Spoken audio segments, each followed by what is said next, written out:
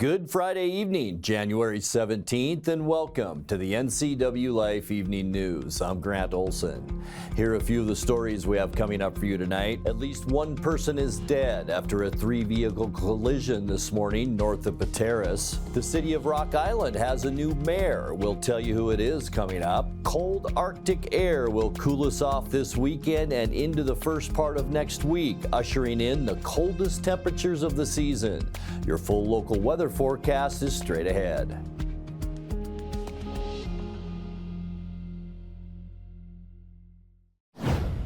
Prosecutors say charges are pending for the man accused of breaking into a downtown Wenatchee restaurant twice in 1 week.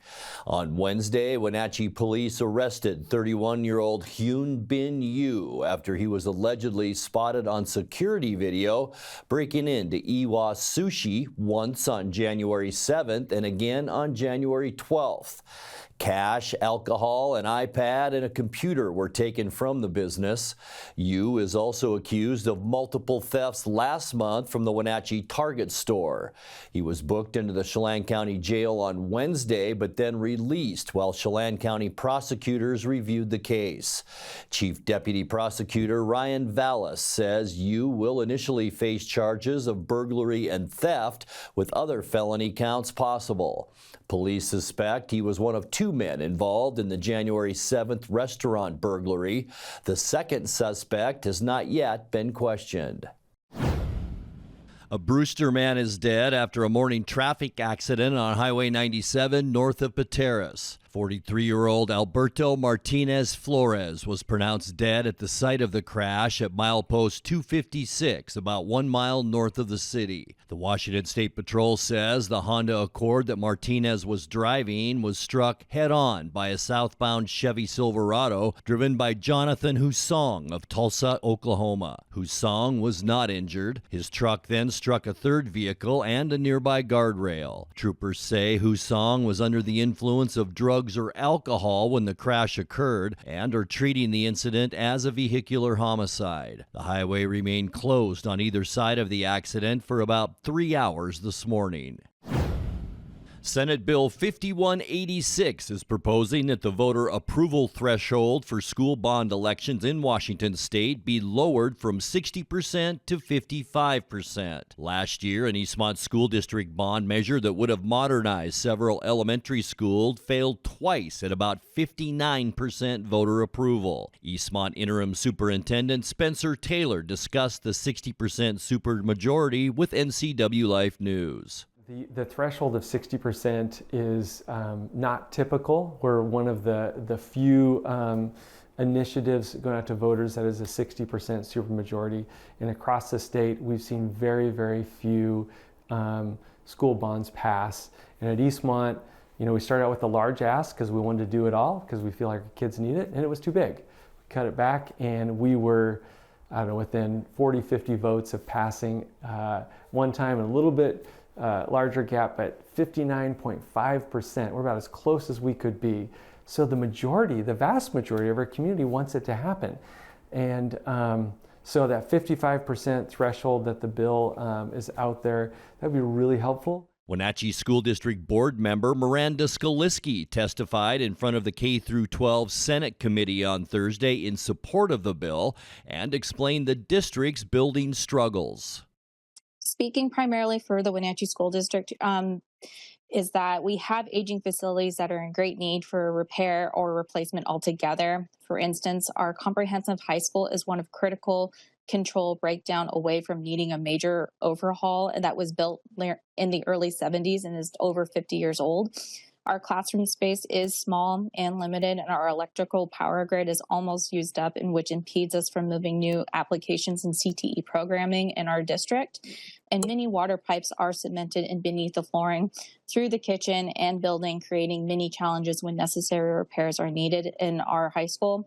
And over the past 3 years, we've had lost HVAC equipment that has left classrooms, auditoriums, and entire departments leaving with temperatures up to 85 degrees or higher. Wenatchee School District ran a school bond in 2018 to modernize Wenatchee High School, but it failed with a 57% voter approval.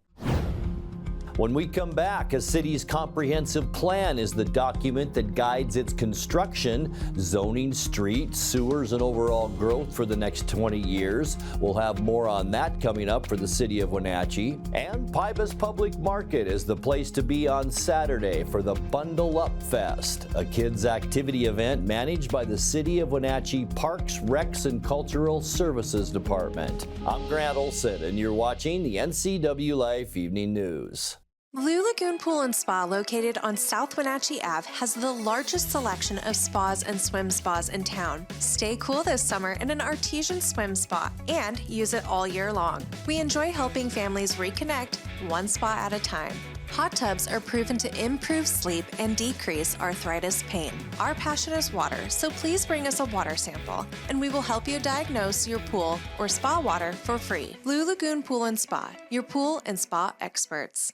Between juggling groceries, preparing meals, and lending a helping hand, you're a hero without a cape. But who's there to support you? Aging and Adult Care honors caregivers like you, the relatives, friends, and neighbors, helping loved ones remain safely at home. Aging and Adult Care offers chore services, respite, personal care, and more. Serving Chelan, Douglas, Grant, Lincoln, Adams, and Okanagan counties, call Aging and Adult Care at 1-800-572-4459 for caregiver support. Who's trying to stretch their budget this January? That's pretty much all of us. That's why Abby's is offering this giant pizza that can feed up to 1, 2, 3, 4, 5, or 6 hungry people for less than $27. Now, that's an Abby's budget stretching deal. Worried about a no-fun January? Not at Abby's. Dine on our Bacon Cheddar Special. It's delicious and loaded with toppings and real cheese. Plus, it's on sale, and the kids can play some video games. Enjoy fun January at your local Abby's. You're invited to celebrate Winterfest at Lake Chelan. Enjoy sparkling lights, local wine tasting, and fun for all ages. It's a great time to start a new holiday tradition at Washington's Winter Wonderland. More information at lakechelan.com. A city's comprehensive plan is the document that guides its construction, zoning, streets, sewers, and overall growth for the next 20 years. On Thursday night, the City of Wenatchee launched its revision process with a meeting at City Hall. Between the City Council and the Wenatchee Planning Commission, public input is the key for the comprehensive plan process. Assistant Community Development Director Stephen Noonschwander says there'll be lots of opportunities for Wenatchee residents to help shape the city's future. We're required by the Growth Management Act to have a new comprehensive plan in place by the end of June 2026.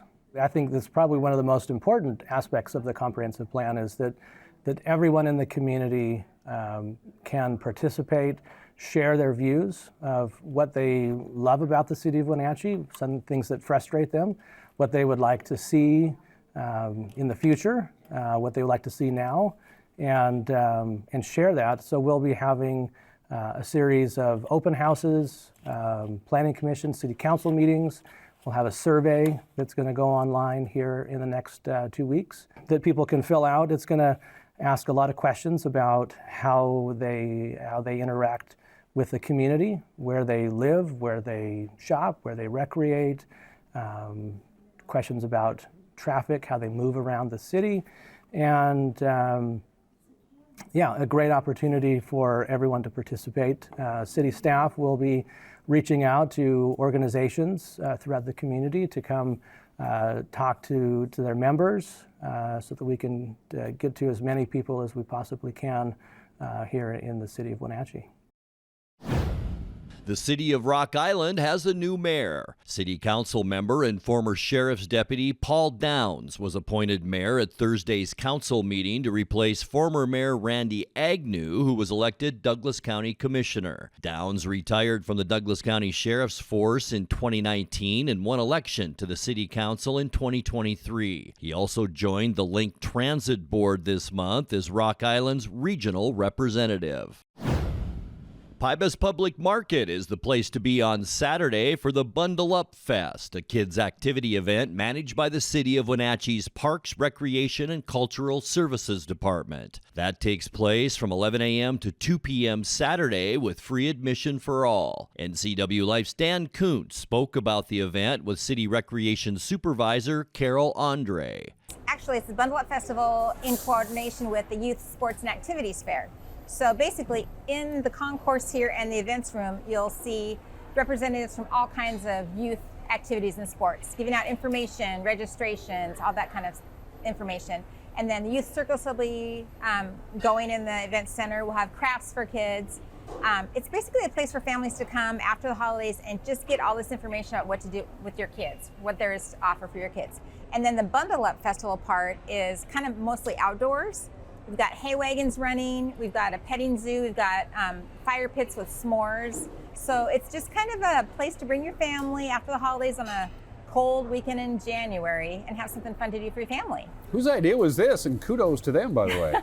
Well, this idea happened back in 1990 when it was Christmas on the River down in Walla Walla Park, when the city ran that. And then it turned into the Flake Festival in Centennial Park, and then it turned into the Bundle Up Festival, and that's where it is today. So it's been 34 years in the making of changing and moving and shaking and making it what the community wants and needs at that point. So you have a lot of different organizations that are going to be here then? Yes. I mean, the city is an umbrella organization. There's youth baseball, lacrosse, girls softball, dance, yes, all kinds of organizations. So something for everybody. Coming up next, the Wenatchee School District is working to educate voters on its upcoming levy that will appear on February ballots. More on that with Superintendent Corey Callahar in tonight's feature story. The coldest temperatures of the season so far will arrive tomorrow. I'll have your full local weather forecast coming up. That and much more still to come tonight. Please stay with us. When you've been in business for 40 years, it's because you understand change and you put members first, always. Now Works is announcing a change in their membership model. Up to 6 people on one membership that you can mix and match. The more people, the bigger the discounts. Introducing the Works shared membership model. One membership, friends and family and flexibility. Works, the cleanest, friendliest, most helpful gyms you and your friends will ever join. You're invited to celebrate Winterfest at Lake Chelan.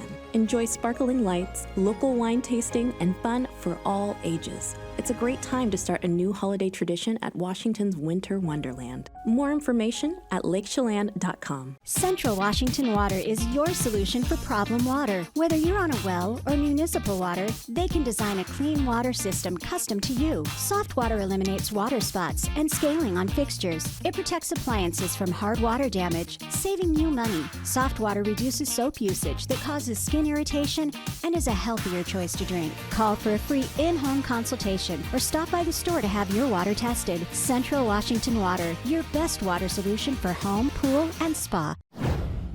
The Wenatchee School District is working to educate voters on its upcoming levy that will appear on February ballots.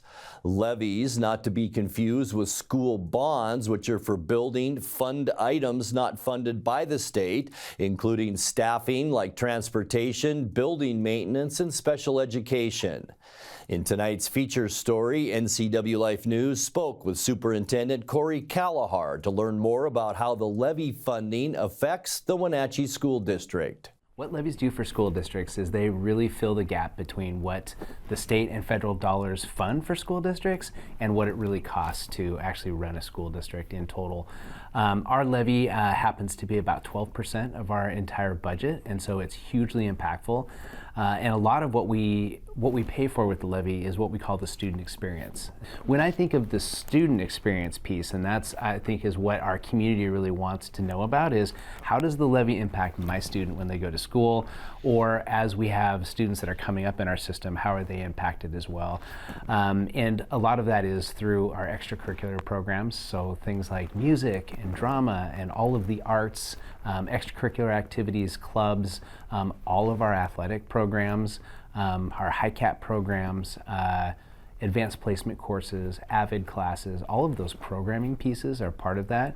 And it really is those pieces that help shape not only our students, but also help shape the district and our community, and really drive enrollment. I think the most important piece is that the levy is the community's investment in our public schools, and they're local dollars that stay local. And so these funds don't get collected in Chelan County and then sent to Olympia. They are collected in Chelan County and they stay in Chelan County. They come right to the school district. The state does not cover everything, and our federal programming doesn't cover everything that it costs to actually run a school district. And so it's that gap filler. And really it's part of the, I mentioned the community investment, but when we think the Wenatchee School District and we think the Wenatchee Valley community, we think of them together in so many different ways. And your children don't have to go to the Wenatchee School District for you to be part of the Wenatchee School District and for you to experience some of the magic that happens, whether it's a basketball game on a Friday or Saturday night, or whether it's a wrestling match. And I just think of the things that I've gone to in the last couple weeks. Maybe it's a bowling match over at Eastmont Lanes, but those are things that bring the community together. Those are the things that really boost our enrollment in the Wenatchee School District and really kind of just create that synergy that is the Wenatchee School District. So a couple of things. It does feel like we continue to ask our community for support. Just knowing that it's been 4 years since we've asked the community for support financially, and this is like renewing your Netflix subscription so you can watch your favorite shows. Like, it's coming every 4 years. We don't want to dwell on kind of the doom and gloom, but we do want the community to know that our community has trusted the Wenatchee School District and supported us with levies for the last 4 decades, and we appreciate that and would love to continue that, but we do need to be prepared in the case that our community is not supportive of this levy. And we are prepared for that. We would run another levy in April, and we'll be poised and ready to do that. If for some reason that didn't pass, then we would have to wait till 2026 to run another levy and potentially lose out on. The first year would be around $13.5 million that we would have to reduce if we didn't pass the levy. And the second year could be up to $20 million. So it's hugely impactful. So we really appreciate the community's support and them knowing exactly what the levy is and what it funds so they can make an informed decision on February 11th. The other thing is we have a story that is close about double levy failure right up the street at Moses Lake, and all of the things that they're experiencing and going through, their community, their schools, their staff. I really don't think the Wenatchee School District community wants that for our students or our school district, and will support us in the end. Time to take a look now at your North Central Washington weather forecast. Hope you had a great Friday and a great work week all around. Today, wasn't it nice to see the sunshine all day long here in the Wenatchee Valley? And it made for just a gorgeous shot up at Lake Wenatchee out our weather window from our tower cam this afternoon. And some beautiful colors off the mountains there. There's Lake Wenatchee and Kaler Glen Golf Course and lots of that blue sky. We are going to enjoy plenty of that as we move forward through the weekend into next week.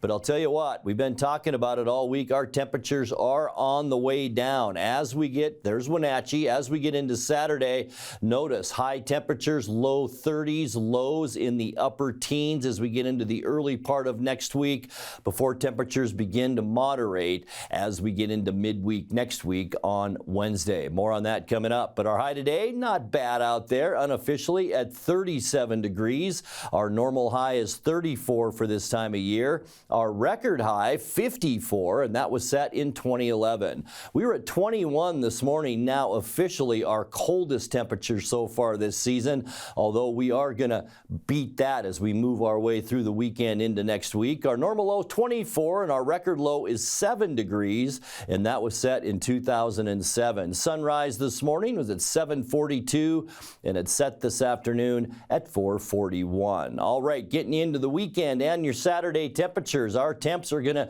go down at least 5 to 10 degrees as we get into Saturday. 33 for Moses Lake and Ephrata, the freezing mark for you folks in Quincy. And then we'll struggle to make 30 degrees from Ellensburg into Wenatchee, Eniat, Chelan. Only 28 the high temperature in Omak tomorrow. A couple 30s for Kashmir and Leavenworth, and 27 the high tomorrow up in Lake Wenatchee. All right, tonight we can expect mostly clear skies. Boy, it was frosty out there this morning. Expect that as you wake up tomorrow morning as well, with low temperatures in the low 20s to about 20 degrees overnight tonight. So it's going to be another cold one. Getting into the weekend, some high clouds out there as that trough begins to dig into the south central part of the country. We will see those high clouds on Saturday, much cooler with high temperatures right around 30 degrees on Saturday. For your Sunday, and as we end the weekend, mostly sunny skies. You can see that all over Washington State, but we're going to remain on the cool side. It's going to be dry, too, with high temperatures Sunday, again, right around 30 degrees. For your start of the next work week on Martin Luther King Jr. Day, some of us will work. Some of us won't on Monday. Mostly sunny skies. Going to be chilly out there with high temperatures near about 30 degrees as that cold digs down all the way down into northern Mexico. This is a pretty big Arctic front, and it's going to continue for us into Tuesday. Luckily, we are right on the edge of that, or we would be a lot colder than we're going to see. Sunny for Tuesday. High temperatures again, pretty consistent, right around that 30-degree mark. For your midweek Wednesday, high pressure begins to build up in Canada and also off our coast in the Pacific. That means a little bit warmer. Sunny skies on Wednesday with highs in the mid-30s, and things will even get a little better than that as we get into the end of our forecast on Thursday with high pressure firmly in control of our weather. Warmer temperatures on Thursday as well, with highs then in the mid to upper 30s. All right, your 7-day forecast, 22 overnight tonight,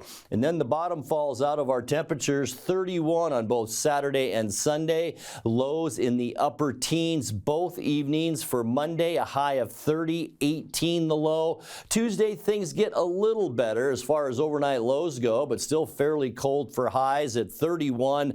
And then the warm-up begins on Wednesday. Mid to upper 30s for Wednesday and Thursday, with lows in the low to mid-20s.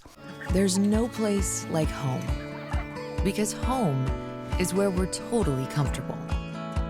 It's where we can be ourselves and let our guards down.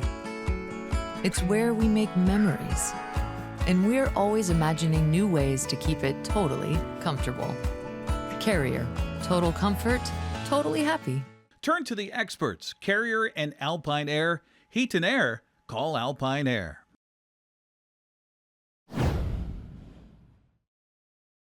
Happy finally Friday. What a game and what a heartbreaker for the Seattle Kraken last night. Winnipeg is one of the best teams in the NHL, and Seattle hung right with the Jets throughout last night. In fact, the Kraken earned the early lead. Winnipeg tied it in the second and got the game winner with less than 30 seconds left in the contest. John Forsland had the call on Kong TV.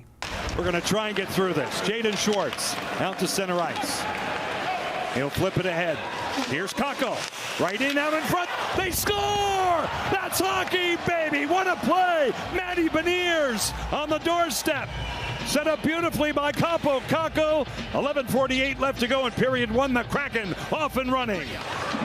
Morrissey to the far side. Scheifele, Velarde, Ehlers. Great save to Cord. Reset by Scheifele. Connor hammers it, kicked out by Joey. They score on the rebound. Mark Scheifele. Now, controlled Dunst brings them in. Burakovsky, he's in. Stopped by Hellebuck. Nice play by Burakovsky to cut it off at the pass, but a steal. Perfetti's shot turned out by Decord. Over his shoulder, moves the puck. Larson to the wall, it deflects. Carried in. A cut here by Ehlers. DeMello scores! Dylan DeMello. In game number 600, goes top shelf with 27 seconds left. Walk around the glass and watch the crazy carry on the right part of your screen. It goes from Dunn to Larson. He puts it up in the glass, and it hits a stanchion or something, and all of a sudden now everybody's out of sorts, and the puck goes in past Joey. That turns into scramble mode. Awful, just awful. 2 seconds left. That's all. A tough loss tonight for the Kraken here in Winnipeg. Seattle returns from the 2-3 road trip to host the LA Kings tomorrow at 7 o'clock at Climate Pledge Arena. The game will be broadcast on Kong TV.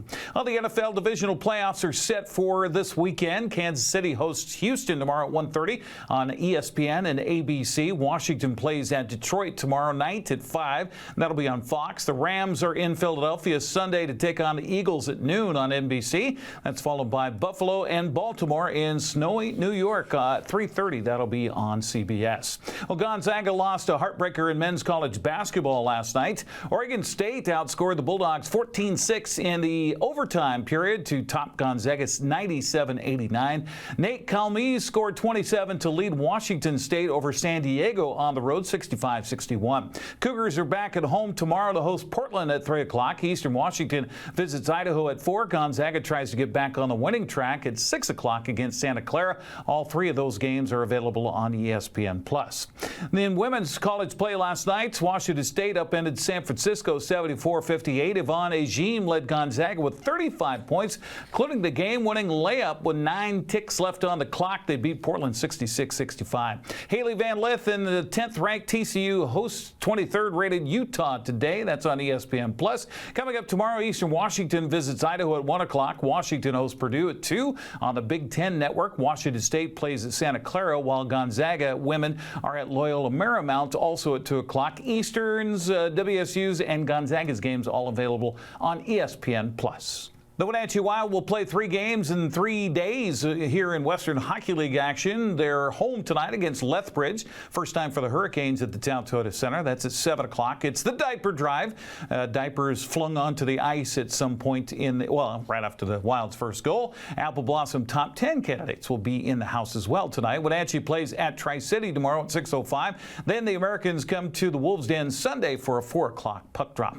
Eastmont and Moses Lake picked up Big 9 wrestling wins last night. The Wildcats dominated West Valley 48-18. Moses Lake whipped up on Wenatchee 56-16. Other action, Othello topped Quincy. Cashmere swept its double duel, downing Natchez Valley 47-33 and Walook 65-18. Chelan came up short in both ends of its double duel, falling to Omak and Cascade. Moses Lake wrestlers will be in Prosser for their invite today and tomorrow. Eastmont, Quincy, and 14 other schools will be at the Ray Westberg Invitational Tournament. That's down in Ellensburg tomorrow morning at 9. Wenatchee's west of the mountains at a big tournament at Marysville-Pilchuck High School starting at 10. Tenasket's hosting its annual Apple Pie Tournament for the smaller schools. That starts at 10. Moses Lake had no trouble earning a non-league basketball sweep last night up in Leavenworth. The Mavericks boys down Cascade on the road 83-38. Chelan tripped Tenasket 64-47. Thorpe topped Ephrata 43-32. Nespelem clobbered Garden City Academy 88-44. Cascade Christian was 20 better. Then Pateros Soap Lake eased past Easton 70-20. Moses Lake girls beat Cascade 47-37. Chelan topped Tenasket 59-53. Pateros got by Liberty Bell 47-34. Soap Lake down Cascade Christian by 28 points. Busy girls schedule actually began earlier with Cascade hosting Nooksack Valley. Eastmont's home tonight against Sunnyside. Moses Lake plays at Davis while Wenatchee is at West Valley. Seawack play. Quincy's hosting Sela while Ephrata is at Grandview. The Cashmere girls visit Connell at 5:45. The rest of the girls' games tip at 6 o'clock with Omak at Liberty Bell. Lake Roosevelt hosts Okanagan. Bridgeport's at Manson. Ediat welcomes Oroville. Pateros hosts Curlew. Waterville-Mansfield visits Wilson Creek.